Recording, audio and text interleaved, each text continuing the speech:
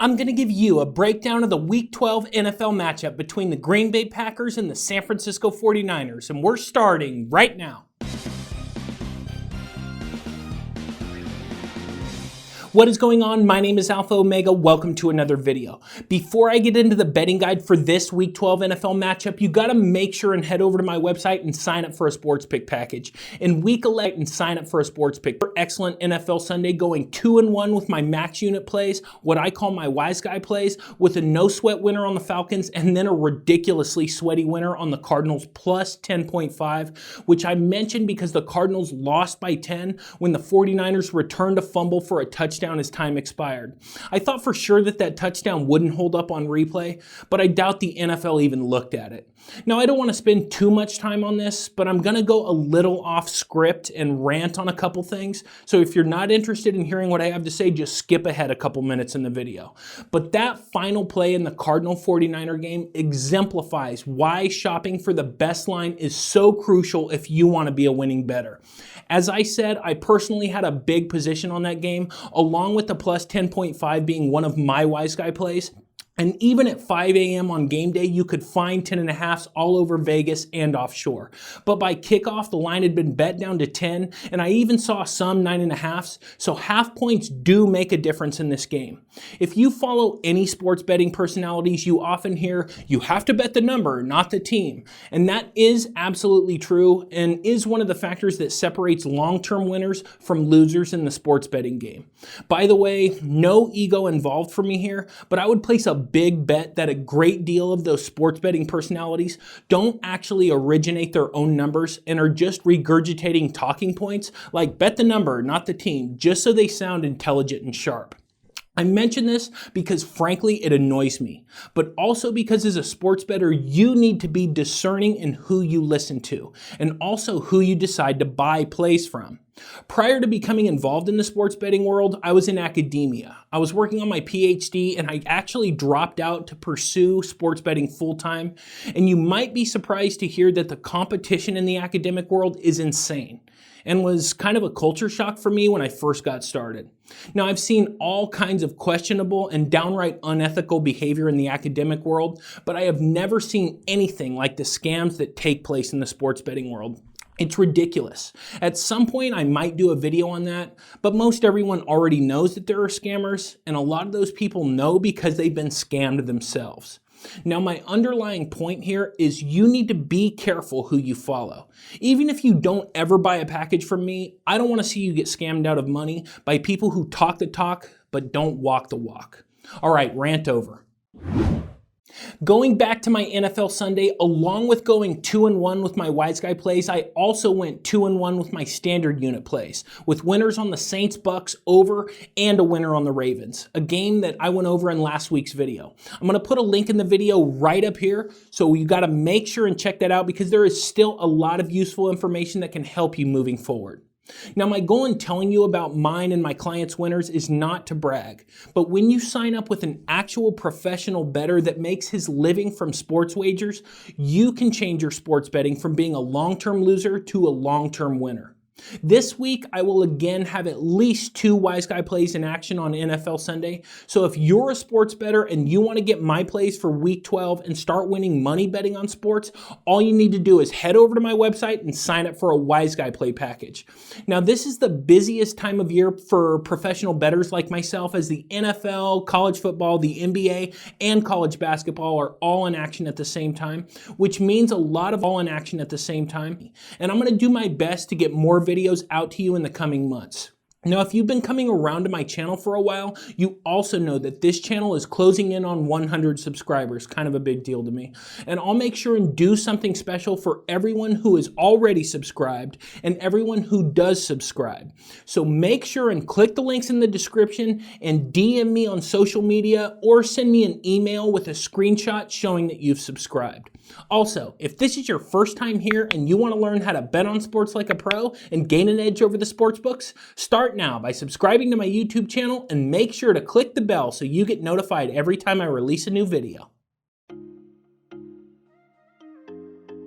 After another profitable NFL Sunday in Week 11, there are multiple marquee matchups in Week 12. And along with the game I'm covering here between the Packers and the 49ers, I am also covering the matchup between the Seahawks and the Eagles, another game that has playoff implications for both teams, and as such, should showcase playoff level competition. Moving back to the Packers and the 49ers, this game matches up two NFC division leaders, with the 49ers holding a one-game lead in the NFC West over the Seahawks, and the Packers also holding a one-game lead over the Vikings in the NFC North. In Week 11, the 49ers were barely able to hold off the Cardinals, scoring a touchdown in the waning minutes to take the lead, and then a fluke touchdown that wasn't really a touchdown like I explained at the beginning of the video to put the 49ers up 10. The 49ers were not able to apply consistent pressure on Kyler Murray, although the defense did generate sacks. The secondary, specifically Richard Sherman, cost the 49ers on multiple occasions with pass interference penalties, and the coverage in general left much to be desired, and the offense was equally disappointing, with Jimmy G throwing 2 interceptions, the 49er wide receivers again not playing up to their talent level, and the running game was unable to get going. While I do give a lot of credit to the Cardinals, who played extremely well against one of the top teams in football, which is why I bet heavily on them, as I will discuss momentarily, a great deal of the 49ers struggles against the Cardinals were due to injuries on both sides of the ball. In Week 11, the Packers were on their bye week, but in Week 10 against the Panthers, while the Packers did win the game, Green Bay continually let the Panthers back into the game, with the Panthers literally having a chance to win up until the final play. Considering that this is the same Panthers team that just got blown out by the 3-7 Falcons and also got beat 51-13 by the 49ers,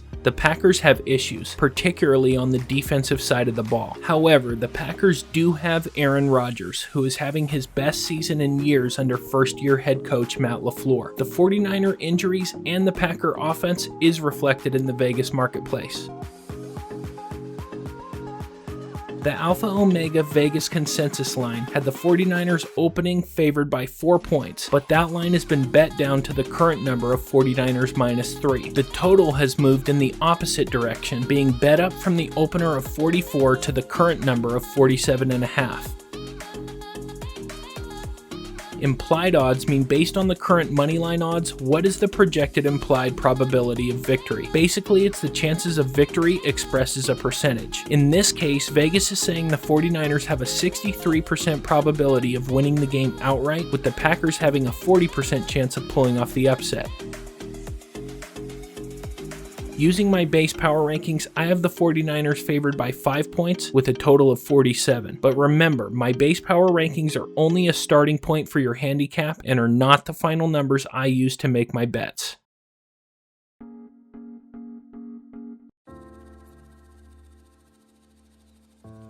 The 49er offense has experienced significant issues over the past few weeks, with problems coming from literally every phase of the offense. The good news is that the vast majority of these issues can be identified, which allows for someone betting on the game to account for the problems when deciding how to make a bet. The bad news is that most of these issues aren't fixable in the traditional sense, with a laundry list of injuries causing the 49ers to have to play with proverbially one hand tied behind their back. One of the most important facets of any offense, and an area that every bettor or fan needs to look at when deciding how to predict the outcome of the game, is the offensive line matchup. The 49ers are currently dealing with a key injury on the offensive line, with Joe Staley, who had just returned from a fractured leg to face the Seahawks, going down again with a fractured finger and will not be available to play against the Packers. While it could be argued that Staley has been out the majority of the season and the backup has been prepared for the role, the loss of leadership on the line is not quantifiable statistically, but nevertheless is an important point to consider, along with the steadily increasing pressure that Garoppolo has been placed under, which is another important factor as to the increased turnovers generated by the 49er offense. Where the 49ers are experiencing the most issues is at the receiver position. The most important piece for the 49er offense as a whole is George Kittle. If you've been watching my videos for a while, earlier this season I had said that George Kittle wasn't putting up the same offensive offensive numbers as he did last year. While that may have been true early in the season, the tight end has been the one receiver that Garoppolo could count on to get open, hold onto the football, and make a play. Kittle has been sidelined for 2 weeks now and will be a game-time decision against the Packers. The importance of Kittle to the success of Jimmy G cannot be overstated. Along with Kittle, veteran wide receiver Emmanuel Sanders has been a security blanket for the offense, being counted on to bail Jimmy G out of pressure by finding ways to get open. Sanders has also been sidelined with a rib cartilage injury that limited the wideout against the Cardinals, and he will also be a game-time decision against the Packers. Shockingly, the list of key players injured for the 49ers goes on. Second option Deebo Samuel, who came up big in an increased role against the Cardinals, hauling in 8 receptions for 134 yards, is also dealing with a shoulder injury that may keep him out of the game against the Packers, and is another game-time decision to monitor when deciding how to bet on the game. The injuries to the 49er receivers have put quarterback Jimmy Garoppolo in a position where just by watching the game, you can see that he doesn't have faith in his current receiver core.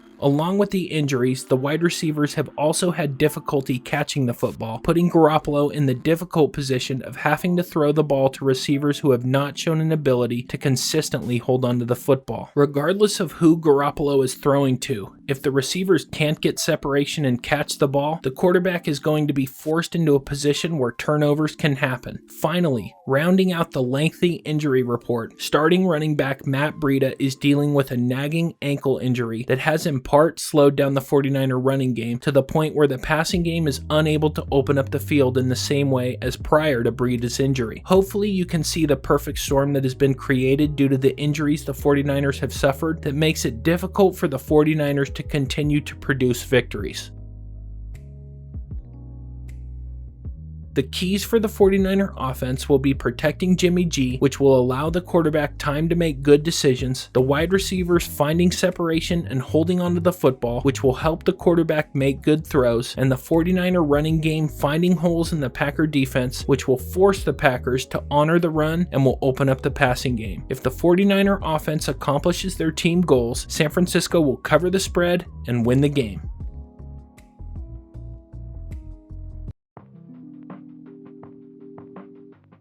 As I mentioned earlier in the video, the Packer defense has been struggling as of late, as evidenced by the relative poor performance against the Panthers. The Green Bay Packers' run defense has been one of the weaker parts of the team this season. Through 10 games, they are giving up nearly 127 rushing yards per game, which doesn't bode well considering the 49ers have the second best rushing offense in football this season. As well, the 4.8 yards per carry that the Packer defense is giving up also lends to a crucial weakness of the Packer defense. Now, if the 49er offense was at 100%, this would be an even bigger concern for Green Bay heading into Sunday Night Football. Although Christian McCaffrey still rushed for over 100 yards against Green Bay, the fact that the Packers led the game throughout forced Carolina to rely less on the running game. Even with the injuries to the San Francisco backfield, if Green Bay is going to slow the 49ers rushing attack, they will need some help from the offense, which will in turn force the San Francisco offense to become more reliant on the pass, which, as I mentioned, is not the strength of the 49ers due to the rampant injuries. The Green Bay pass rush has generally been a bright spot for the team, as the Packers have an edge rusher in Zadarius Smith who has put up good numbers this season with a similar playing style to fellow pass rusher Jadeveon Clowney, who lit up the 49ers on Monday Night Football. Where Green Bay does hold a potential advantage is that the Packers have a second productive edge rusher in Preston Smith. This could be a big day for the Smiths, and we've seen this season that Jimmy Garoppolo will make mistakes when put under pressure. The strength of the Packer defense is their ability to rush the quarterback, and if Green Bay is able to get pressure on Jimmy G, that will go a long way in helping the Packers pull out a victory. The keys for the Packer defense will be limiting the 49er offense on the ground, forcing San Francisco to rely on an unreliable receiving core, Green Bay applying a consistent pass rush, which will force Garoppolo into bad decisions, and the Green Bay secondary not getting beat on deep passes. If the Packer defense accomplishes their team goals, Green Bay will cover the spread and win the game. Before I continue with the betting guide, if you are enjoying the video and if you feel like you're getting good information that can help you gain an edge over the sportsbooks and make smarter sports wagers, make sure and subscribe and hit the notification bell so you can stay updated with the latest sports betting content from me, professional sports handicapper Alpha Omega. Also, make sure and click the link in the description of the video, check out my website, and sign up for a sports betting package. I literally break down sports information and make my living based on that information every day. I take all of the sports data I can find, I factor all of that data into mathematical betting models to make my picks, and I send you the same picks that I bet on myself.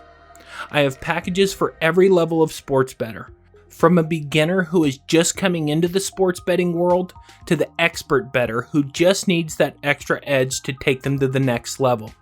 Make the smart decision and sign up with a professional today.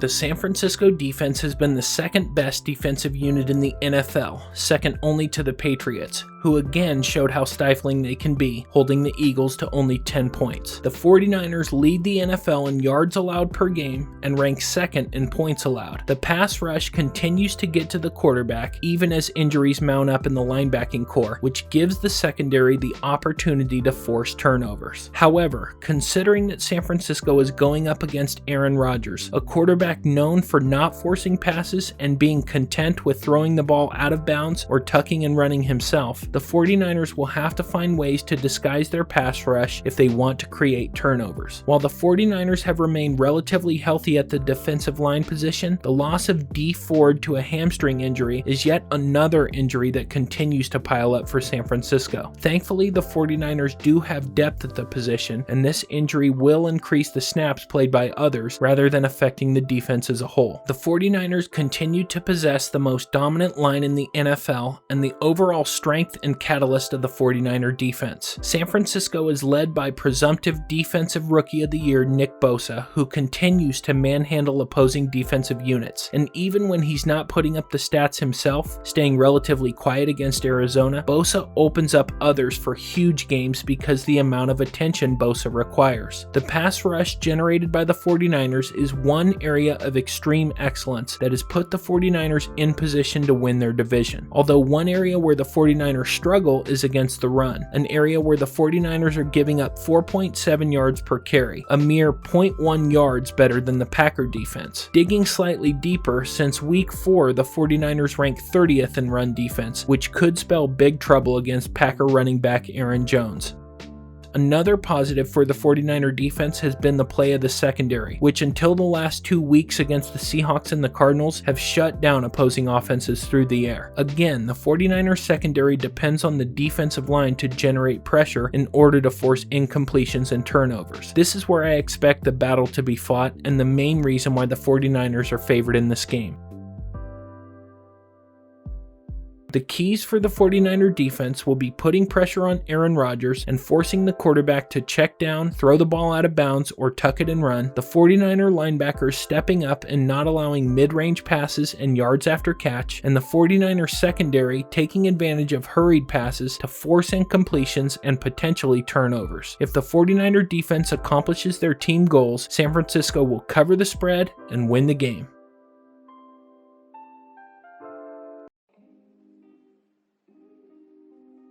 Even with the altered offensive scheme under coach Matt LaFleur, the Packer offense is still predicated on protecting Aaron Rodgers and breaking off big plays, whether on the ground or through the air. The Packers' offensive line has been healthy and practicing as a unit for several weeks now, and that fact may give a clue as to the potential of the Packers to give Rodgers time in the pocket to throw. As well, while Rodgers has been sacked 22 times on the season, the Packers' offensive line as a unit has the best pass blocking rating in the NFL. While in the past, Green Bay's passing game has been the focus, this year under LaFleur, the offense has been at its best when it has run through running backs Aaron Jones and Jamal Williams. Rodgers depends more on teammates than he ever has, and the rushing and receiving threat running back Aaron Jones presents has been an important factor in creating an offense that through Week 11 ranks second in red zone efficiency and fifth in points per possession. The Packers no longer have to rely on Rodgers playing hero ball and winning games on on his own, and that has been the most important factor in changing the Packers into a division leader. It should also be noted that the Packers are injury-free on offense, and barring something unforeseen, Green Bay will be putting out a 100% healthy offensive unit against the 49ers, which is ideal for a team entering the second half of the season in a tight division race. While top receiver Davante Adams has been playing and practicing, Adams suffered a toe injury early in the season and has not been close to 100% health, and that reflects in his stat line as Adams has not scored a touchdown this season after hauling in double-digit touchdowns the last two. With Adams having a week off over the bye to get healthier, the top Packer receiver may play a larger role and break out for a big game against the 49ers. With Adams being at less than 100%, that's led to contributions coming from other sources, including Allen Lazard, who has been picking up the slack with 18 catches for 220 yards over the last 5 games, and tight end Jimmy Graham, who is coming off his biggest play of the season with a 48-yard catch against the Panthers. Running back Jamal Williams has been the most productive wide receiver for the Packers this year, with 5 receiving touchdowns, and Williams' success has created an interesting wrinkle in the Packer offense that the 49ers will have to counter, or else Rodgers will tear apart the San Francisco defense.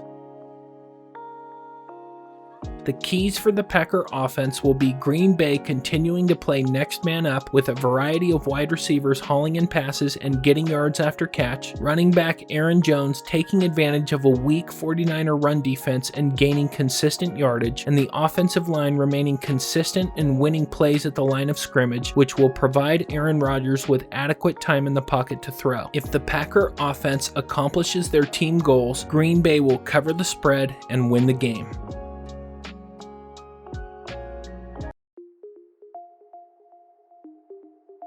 The margin of victory in this game will be determined by the 49er offense protecting Jimmy G and limiting the pass rush, which will in turn limit the number of ill-advised throws Garoppolo makes over the course of the game, the Packer defense taking advantage of an injured 49er offensive line and generating hurried throws, which increases the likelihood of turnovers, the 49er defense finding a way to slow down Aaron Jones and the Packers' rushing attack, which will force the Packers to become more pass-heavy and one-dimensional, and the Packer offense continuing to spread the ball around to a variety of receivers and backs, which prevents the 49ers from keying in on one playmaker. Whichever team accomplishes their team goals will cover the spread and win the game.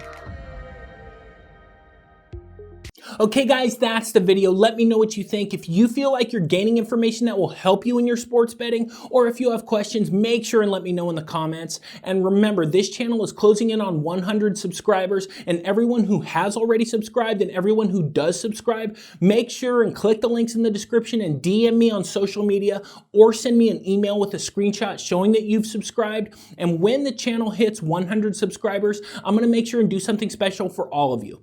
Also, in week 11, I had another profitable NFL Sunday, including going 2-1 with my max unit wise guy plays and 2-1 with my standard unit plays for a total of plus 32 units. Then in Thursday Night Football, Texans Colts, I hit another wise guy play on the Colts plus 3.5. As I continue to harp on, the later we get into the season, the more information I have to make my predictions, which means the more wise guy plays I'm able to send out.